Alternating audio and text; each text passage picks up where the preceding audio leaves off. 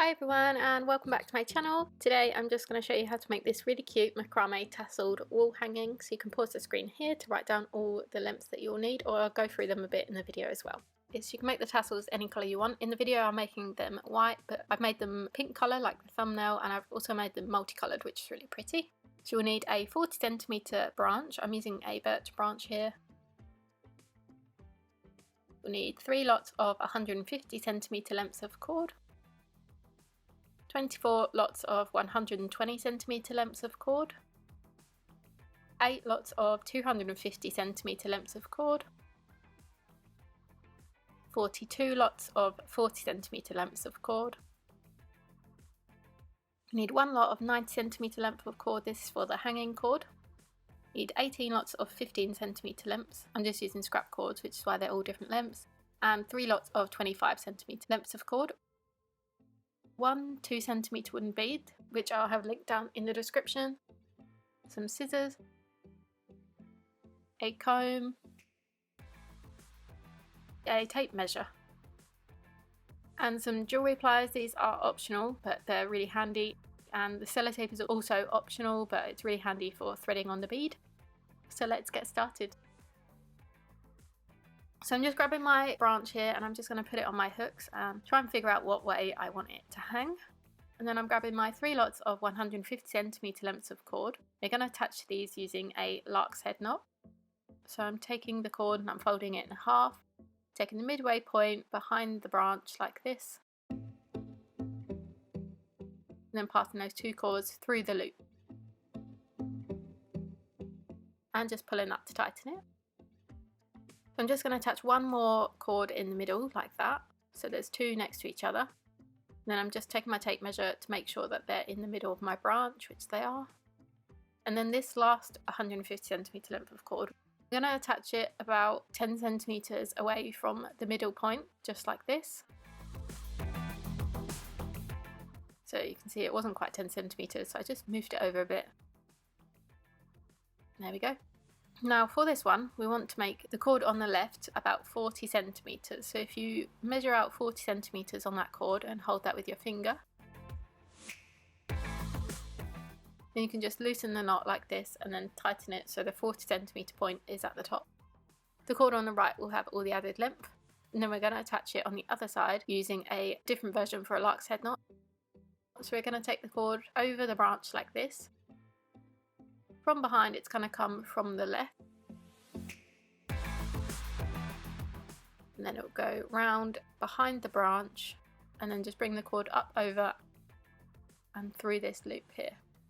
So this is just a different way of creating a lark's head knot when you can't create it in the normal way. So again, I'm just going to measure that as 10cm away from the middle point, and I'm just tightening that up just like that. And then to secure these so they don't come undone, I'm just grabbing this cord on the left, taking it up over like this behind, and I'm just going to pull it through that loop and then tighten it to the base of the lark's head knot, and that will stop it from undoing or loosening or anything. So I'm doing the exact same on the other side, taking the cord on the right up over behind and through the loop. Now I'm going to grab my 24 lots of 120cm, and again we're going to attach these all in a lark's head knot onto this loop that you've made. Just like that, so continue on until you have attached them all. So now you can see we can loosen it so we can pull it to the top so there's no gap. I'm just doing the exact same step on either side.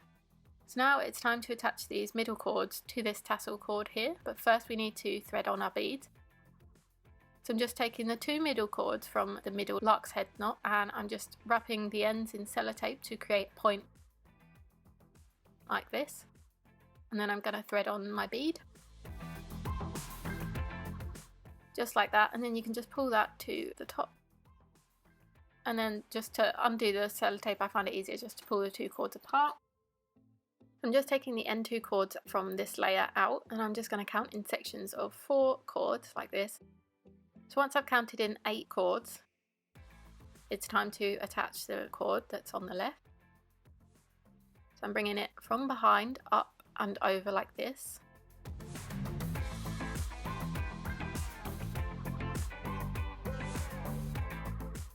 And then it form this loop like this. Then you're going to put the cord behind and then just bring it through this loop from behind. So we're basically attaching it using a double clove hitch knot. And then I'm counting out another 4 cords, and we're going to attach these 2 middle cords which the bead are on. So again, taking the cord up, over, behind like this, and then we're going to bring it and form this loop, and from behind, and then pull it through the loop. So I'm just doing that with the other cord there. Then again, I'm going to count out 4 cords and attach the last cord from that beaded layer. And then you can just go ahead and tighten up all the cords so there's no sagginess in them. And then we're going to count out 4 cords from the left. And this will be one section. So we're just going to work on these 4 cords for now to create this section. So leaving out the first and last 2 cords, so you're just taking these middle cords. I'm just going to create a square knot. Going to bring the cord on the right over the middle 2, and the one on the left in front of that one, and then it will go behind the middle 2 and through this loop here.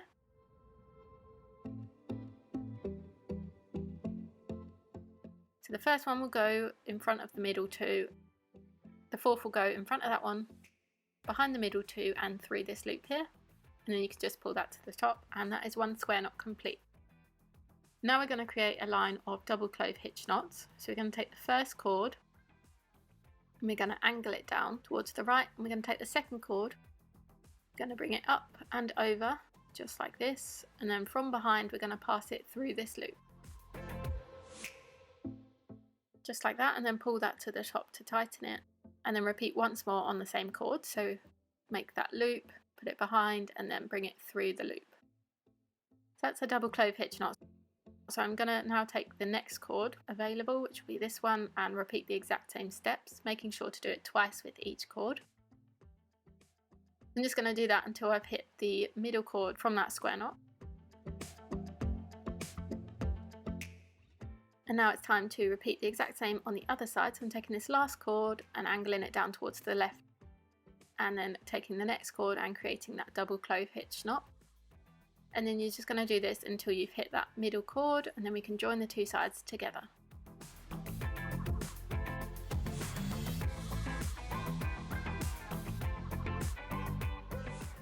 Okay, so now to join the 2 sides together, I'm just going to create one double clove hitch knot going down towards the right. And then you'll want to make sure that for all the sections you complete this last knot going the same direction so they all look nice and uniform. So that's one section complete. So we're going to make 6 sections in total using groups of 4 cords.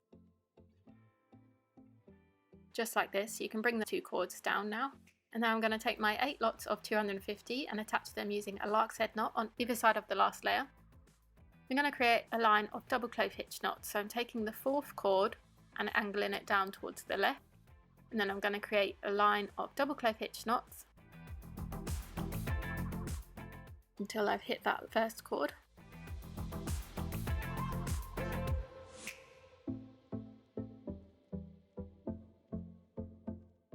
Just like this. And now we can go ahead and take this 5th cord and create a line of double clove hitch knots angled down towards the right.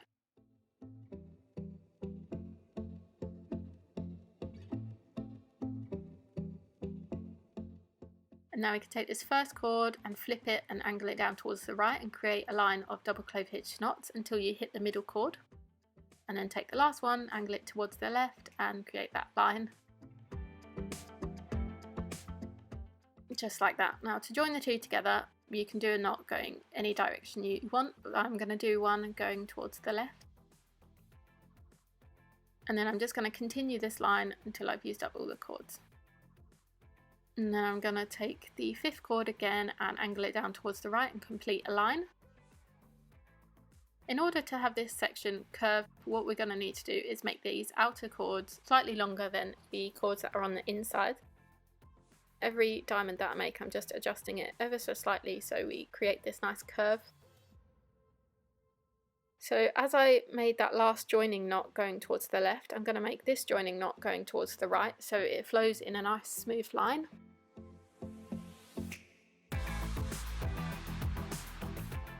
And we're going to complete 7 diamond shapes in total, making sure that that line has a nice clean flow throughout all the diamonds. And we're going to repeat the exact same on the other side, making sure to mirror that smooth line. And now it's time to join the two together. So we're going to do that by taking the 4 cords from either side that meet in the middle, just like this, and we're going to create another diamond shape. So I'm taking this cord from this diamond and this cord from that diamond, and I'm just going to create 1 double clove hitch knot. And then I'm just going to continue this line going down until I've used up those 4 cords on the right.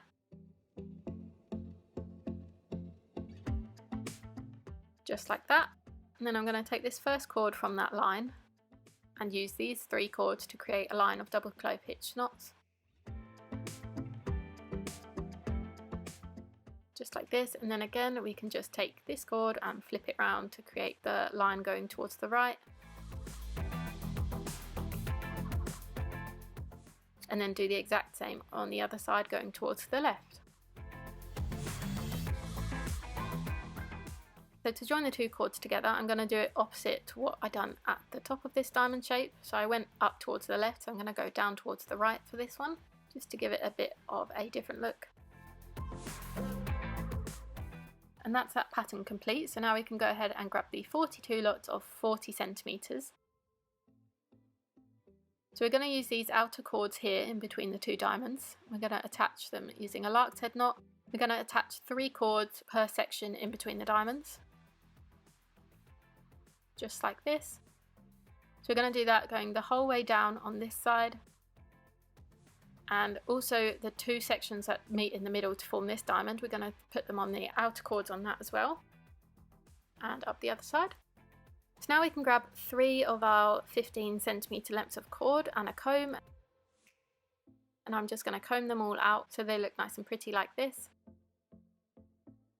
And now I'm going to grab my jewellery pliers. So if you don't have jewellery pliers, you can easily just use your fingers. So we're going to go in to the second diamond, just ignoring the first one. So I'm going to take my pliers through the middle and behind this second cord.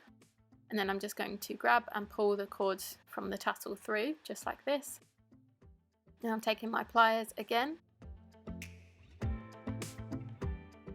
And I'm going to go through the middle and I'm just going to come underneath this third cord here. Just like this, and then bring the cord over from the left side, bring it over, and then clamp it and pull it through so it meets in the middle with the other section of the tassel. And then I'm just rearranging it all to make it look nice and neat and pretty so it's not all bunched up. Then give it one last comb. And then you can go ahead and cut it to however long you want it.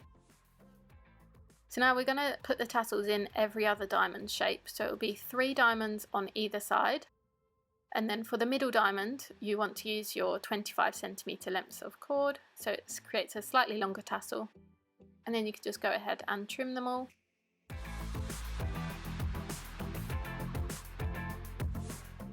Just like that. So they're looking nice and fluffy because we brushed them out. And now I'm just going to go ahead and trim the bottom fringe. So I just eyeball this, I don't like to make it too neat, and then if I pull that last layer away from the first layer, you can see it creates this shorter layer fringe, so I'm just cutting them all to match that. And now we can take our 90 centimeter length of cord, and I'm just going to tie it in a double knot on either side.